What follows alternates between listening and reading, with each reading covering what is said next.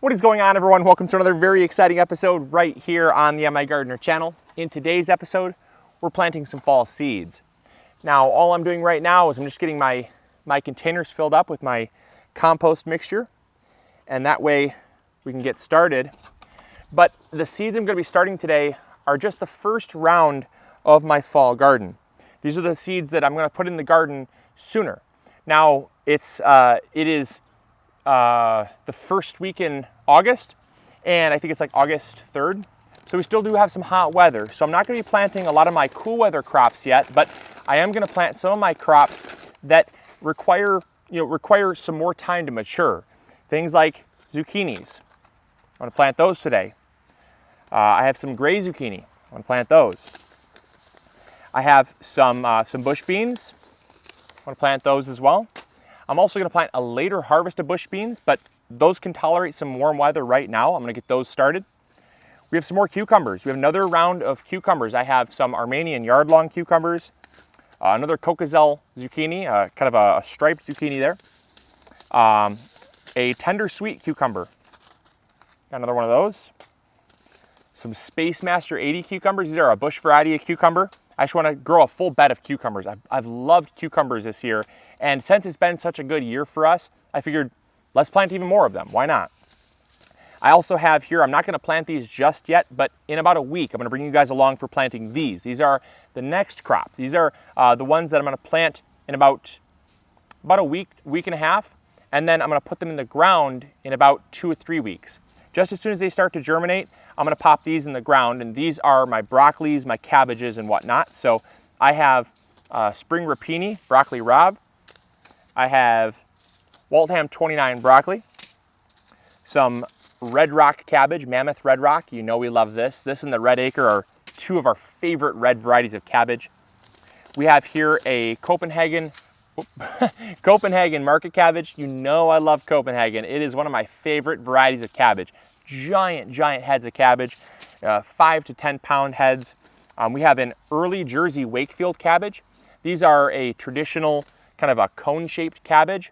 Amazing for early season, as well as just fast ripening in general. So these ones only take about 65 to 70 days to mature. So love those.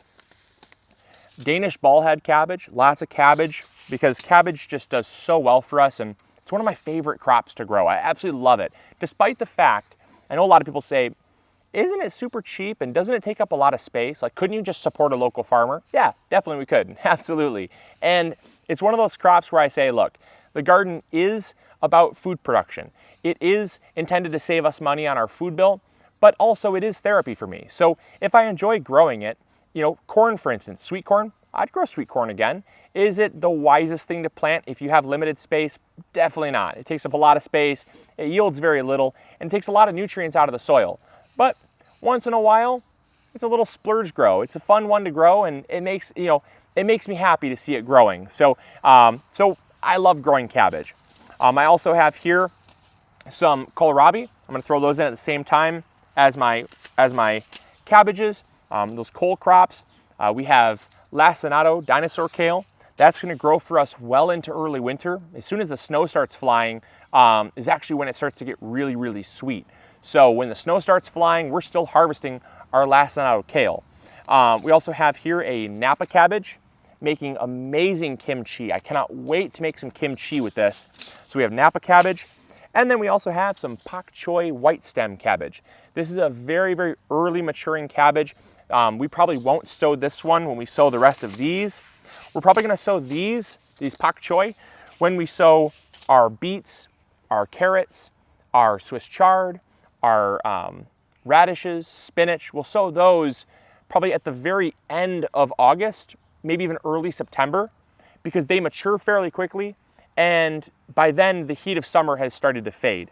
So the idea behind what we're doing, we covered in another video called stagger harvesting. And it's basically the process of getting plants ready to go, getting them started in containers so that the rest of our garden can continue to mature. Once parts of the garden are starting to fade and start to wane, their production is decreasing, maybe disease is starting to take hold, we're going to rip them right up and we're going to put healthy plants right in their place. It's a great way to grow a ton more food without expanding your garden anymore. So I'm gonna get the rest of these pots filled up here, and then we're gonna get sowing. I did think I mentioned really quick before we get into this episode. Number one, make sure to throw a like up there. It helps spread this video around. Number two, subscribe if you've not yet already. We have tons more content coming out, and now that we're in the garden a lot more frequently and the weather is starting to actually cooperate with us, do expect a lot more frequent episodes. And also, I know you're gonna probably ask this, Luke, what soil mixture are you using? So I'm using a combination of compost, a combination of worm castings, and a combination of peat moss. Just a household mix. It is 1 part compost to 1 part peat moss, so 50-50.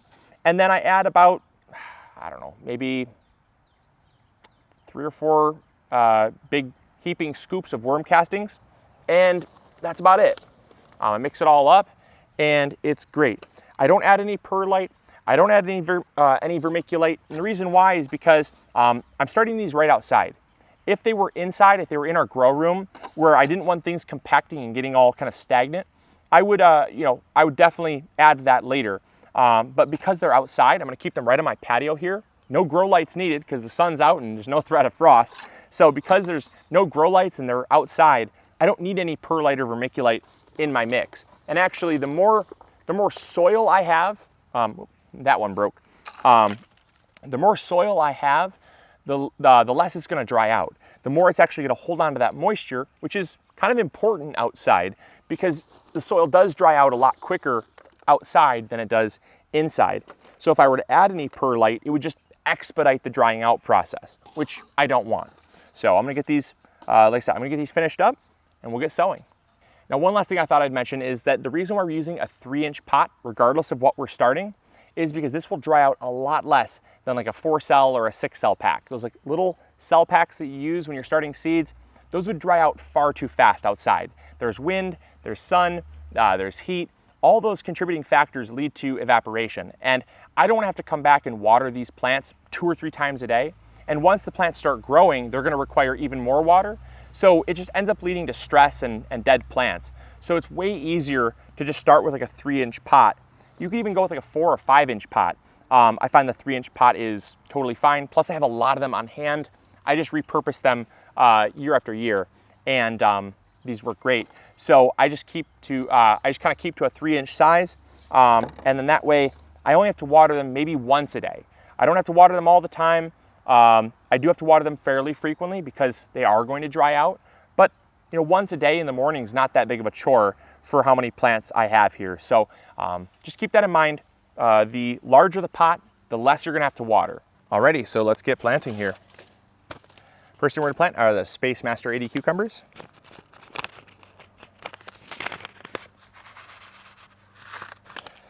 Now I'm just gonna put about 2 or 3 seeds per container here. And this is no different than if I was starting seeds in the house. And the reason why is because I wanna make sure that I'm guaranteeing something is gonna sprout in each container. Otherwise, I'm just wasting soil and time as well as space. So, and money. I'm wasting a lot of things when I just basically watch a cell just sit there with nothing in it. So next thing is the tender sweet cucumber. I love doing this because this really ensures that our cucumbers are still going strong right now. And in about 2 to 3 weeks, they won't be going so strong because usually by that time, the humidity and the dog days of summer start to kick in, and we get things like powdery mildew, we get cucumber beetles and whatnot, and they start to come in. And so what I'm essentially doing is I'm getting the next succession of crops ready to go before those ones are even dead. That way what happens is when I pull those up, I'm not going to take seeds and put them in its place, because then I would sit and watch bare soil for 2 or 3 weeks waiting for these things to sprout and grow. What I'm doing is I'm getting these seeds started early while those plants are still going strong. That way there's a little bit of an overlap so that when those plants are starting to dwindle, these plants are already popping up. I'm basically going to pull those up, re-amend the soil, pop these in their place, and we have almost no downtime. It's a really good way to garden. highly, highly recommend it. The Armenian yard-long cucumber is next.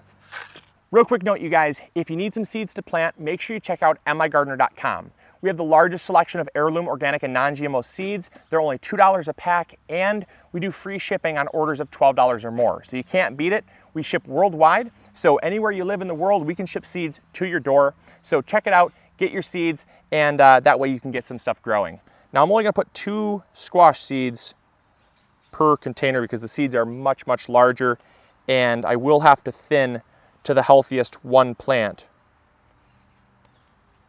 when that time comes. But you get the idea. It's very simple to do, and there we go. I'm gonna save, so I'm gonna plant all my cucurbits in this tray, and then I'm going to plant all my beans in the next tray. So I have basically 1 full flat, 18 packs that I'm gonna dedicate to beans. And again, I'm gonna reiterate, you can do this with absolutely anything, you guys, absolutely anything. You can do this with tomatoes, you can do this with peppers. It just is how soon you plan on swapping things out. So if you wanna do this with tomatoes, tomatoes need roughly about 75 days to mature. They're maturing and they're reaching the end of their life expectancy around the later part of August. So what you want to do is around kind of like the first week in July, maybe even the last week in June, throw some tomato seeds in the ground, get them growing. And then that way there's about 30 to 40 days of overlap where you're growing a plant up, getting it ready, and then when that tomato plant is starting to die, you can pop a new plant in its place, and you're gonna have a nice harvest in the fall rather than having no tomatoes. You're gonna have fresh, beautiful tomatoes even in the fall. So it just depends on how soon you're gonna do that swap and how long it takes to get the plants up and growing. So these ones are done. I'm gonna plant up the beans and we'll be good. I'm gonna give them some water. But I hope you guys enjoyed. I really hope that you learned something new. If you have any questions, feel free to post them. Nice, I just took a nice shower of soil. Fantastic. So I hope you guys enjoyed. I hope you learned something new. If you have any questions, post them in the comments box below. I'd be happy to answer them. And yeah, we'll see you all in the next episode. All right.